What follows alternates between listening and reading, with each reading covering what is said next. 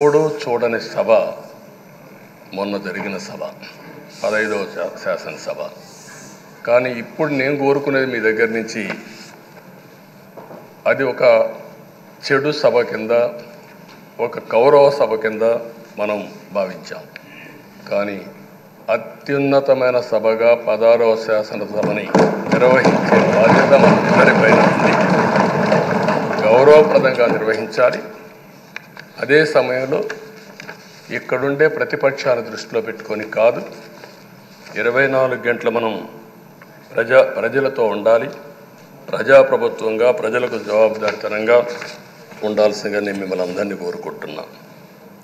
ఈరోజు మనందరికీ అధికారం ఇవ్వడం కాదు, అతి ముఖ్యమైన బాధ్యత ఇచ్చారు. ఈ రాష్ట్రాన్ని మళ్ళీ ఘాటున పెట్టమని మనతో మాట్లాడారు, మనకు చెప్పారు. ఎప్పుడు కూడా నేను ఒకటే భావిస్తాను, ప్రజా జీవితాలను మార్చే శక్తి ప్రభుత్వ విధానాలకు ఉంటుంది. ఆ ప్రభుత్వ విధానాలకు రూపకల్పన చేసే సభ ఈ చట్టసభ. ఈ విషయం ప్రతి ఒక్కరూ గుర్తుపెట్టుకోవాల్సిన అవసరం ఉంది. ఈరోజు మనం చేసే పని ఈరోజు ప్రజల భవిష్యత్తే కాకుండా భావితరాల భవిష్యత్తు కూడా నిర్ణయిస్తుంది. ఈరోజు భారతదేశం 91లో ఆర్థిక సంస్కరణలు వచ్చాయి.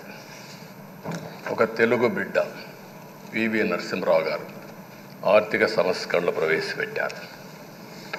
ఈరోజు భారతదేశం ముందు చాలా వరకు అభివృద్ధి అయ్యే పరిస్థితి వచ్చింది.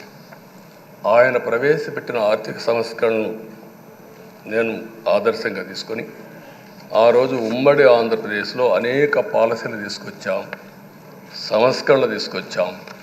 ఐటీ, విద్య, పాలనా రంగం, ఇన్ఫ్రాస్ట్రక్చర్ ఇవన్నీ మనం తీసుకొచ్చాం.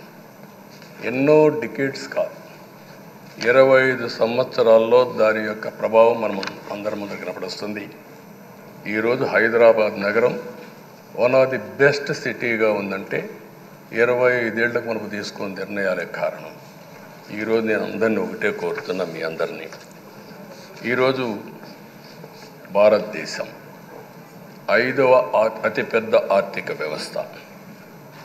ఇంకొక 4-5 సంవత్సరాల్లో ఎన్డీఏ ఆధ్వర్యంలో 3వ అతిపెద్ద ఆర్థిక వ్యవస్థగా తయారవుతుంది. 2047 వికసిత్ భారత్ ఎన్డీఏ నరేంద్ర మోడీ గారి కల అయితే, వికసిత్ ఆంధ్రప్రదేశ్ మనందరి కల కావాల్సిన అవసరం ఉంది. నాకు ఏమాత్రం అనుమానం లేదు, భారతదేశం ప్రపంచంలో అగ్రస్థానానికి వెళ్తాం. నెంబర్ 1 కానీ నెంబర్ 2 కానీ ఉంటాం.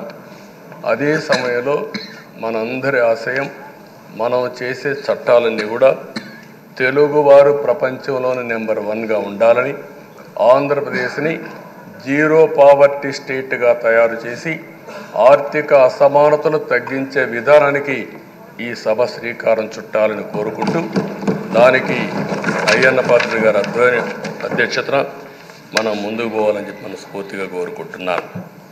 ఇంకొక పక్క ఈరోజు మీరందరూ కూడా గుర్తుపెట్టుకోవాల్సింది, ఈ సభలో దూషణలు, వెకిలి చేష్టలు అవి కాకుండా ఉందాతనంతో ప్రతి ఒక్కరం కూడా ముందుకు పోయే విధంగా కార్యక్రమాన్ని తీసుకుపోవాల్సిందిగా నేను కోరుతున్నాను.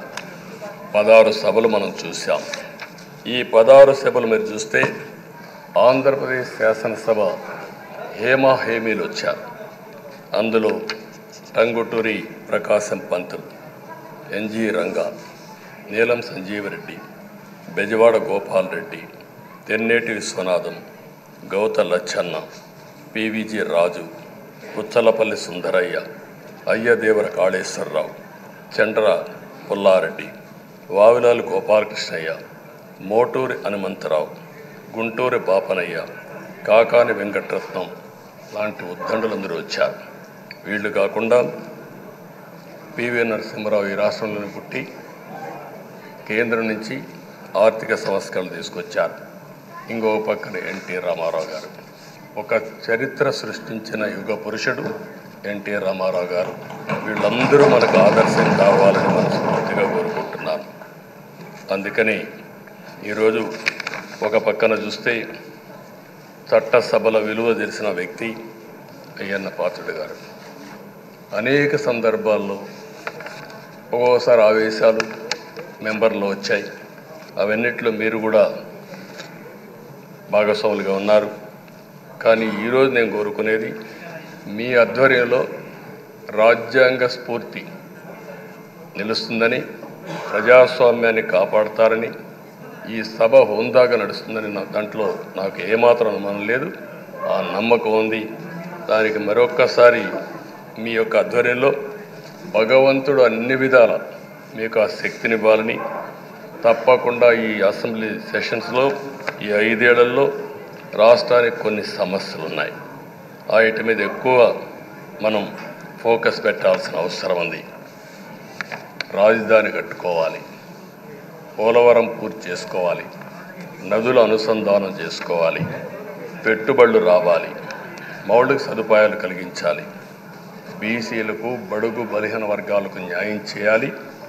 ఏది చేసినా పేదవాళ్ళ దృష్టిలో పెట్టుకొని ఈ అసెంబ్లీ చేసేటప్పుడు మీ అపారమైన అనుభవాన్ని మీరు ఉపయోగించుకొని ఈ సభను సక్రమైన దారిలో నడిపించడానికి మీరు దోహదం చేయాల్సిందిగా మిమ్మల్ని అందరినీ కోరుకుంటూ, ఈరోజు మీరేసే మీ ఆధ్వర్యంలో జరిగే చర్చలు 2047కి తెలుగు జాతి ప్రపంచంలోనే నెంబర్ 1గా ఉండడానికి, ఈ రాష్ట్రంలో పేదరికం లేని సమాజాన్ని నిర్మాణం చేయడానికి, ఆర్థిక అసమానతలు తగ్గించే దిశగా మన ప్రయాణం సాగడానికి పూర్తిగా మీ ఆధ్వర్యంలో సాగాలని చెప్పి కోరుకుంటూ, మరొక్కసారి మీకు భగవంతుడు అన్ని విధాల ఆయురారోగ్యాలు ఇచ్చి ఈ సభను సుజావుగా నడిపించే కార్యక్రమానికి శ్రీకారం చుట్టాలని కోరుకుంటూ మీకు నమస్కారం తెలియజేస్తున్నాను.